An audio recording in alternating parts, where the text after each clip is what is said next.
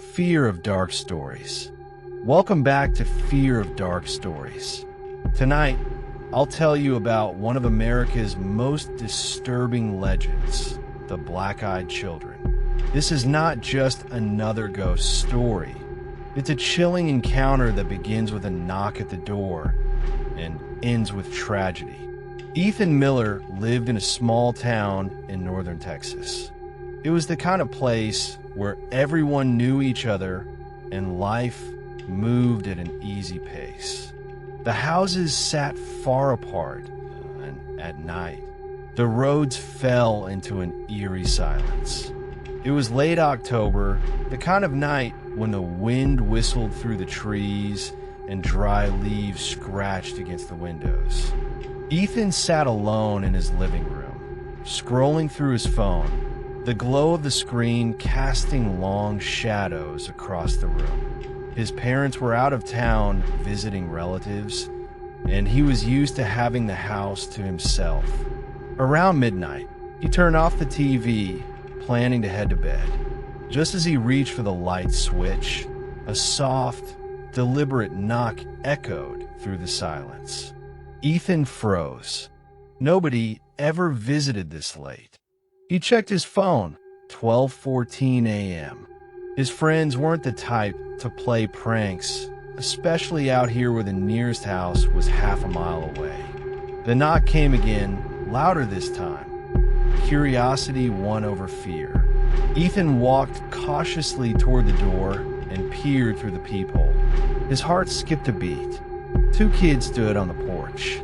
A boy and a girl, maybe 10 or 11 years old. They were pale, dressed in outdated clothing, like something from a 90s thrift store.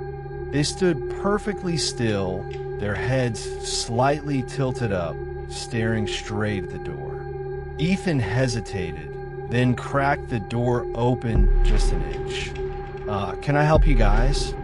The girl spoke first, her voice oddly flat. "Please let us in. We need to use your phone." Her brother shifted slightly, his face still hidden in the shadows of the porch light. "Please, it's so cold out here." Something about them felt wrong. Their voices were calm, but strangely mechanical, like they were reciting lines from a play. Ethan tightened his grip on the door. "Where are your parents? Do you live nearby?" The girl's tone sharpened. "Just let us in. We can't come in unless you invite us." That last sentence sent a chill straight through Ethan's spine. "Unless you invite us." Ethan shook his head. I don't think so. I'll call the police for you." The boy stepped forward into the light. Ethan's breath caught in his throat. His eyes were completely black. No whites, no pupils, just endless darkness. The girl tilted her head, and now he saw hers too. Identical, bottomless voids where eyes should have been. "Please," she whispered. "It will only take a moment." Ethan slammed the door shut, his heart pounding in his ears. He stumbled back, grabbing his phone with trembling hands. But when he dialed 911, the call wouldn't go through. The screen flickered, glitched, and then froze. Outside, the knocking began again. Slow, rhythmic, patient. For the next hour, the children never left. Sometimes they knocked. Sometimes they whispered through the cracks of the door. "Let us in, Ethan. We're so cold. We're not going to hurt you. You'll feel better if you let us in. You can't ignore us forever." Ethan's chest tightened. How did they know my name? He hadn't told them. He tried every number on his phone, but nothing worked. Even when he opened a text draft, the words would vanish before he could type. The house felt trapped, like reality itself had been cut off. At 2:33 a.m., the whispers stopped. He crept toward the window, slowly pulling the curtain aside. The porch was empty. Relief washed over him until he turned around. They were standing inside the living room. Ethan stumbled backward, his throat dry, words choking in his mouth. "H, how did you get in?" The girl stepped forward, her smile stretching unnaturally wide. "You already invited us." Ethan shook his head violently. No, I didn't." The boy's voice was lower now, almost like an adult speaking through a child's body. "You opened the door. That was enough." The room grew colder. The lights flickered. Ethan's vision blurred, and a crushing weight pressed against his chest.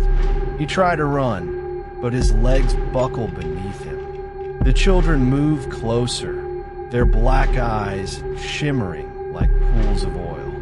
The girl leaned down, her cold breath brushing against his ear. "Don't worry, it will all be over soon." The next morning, Ethan's parents returned. They found a front door wide open, the living room in disarray, and Ethan's phone lying on the floor. On the screen was a single unsent message, typed out but never delivered. "Don't let them in." Ethan was never seen again. Some say he ran away. Others whisper that he was taken. But the locals, they know better. Every so often, on quiet October nights, people in that town swear they hear a soft knock at their doors. And if they're foolish enough to open it, they sometimes see two pale children waiting in the shadows, eyes as black as midnight. This has been the story of the black-eyed children. Remember, if you ever hear a knock at midnight, think twice before you answer. Because sometimes it's not the living that's asking to come inside.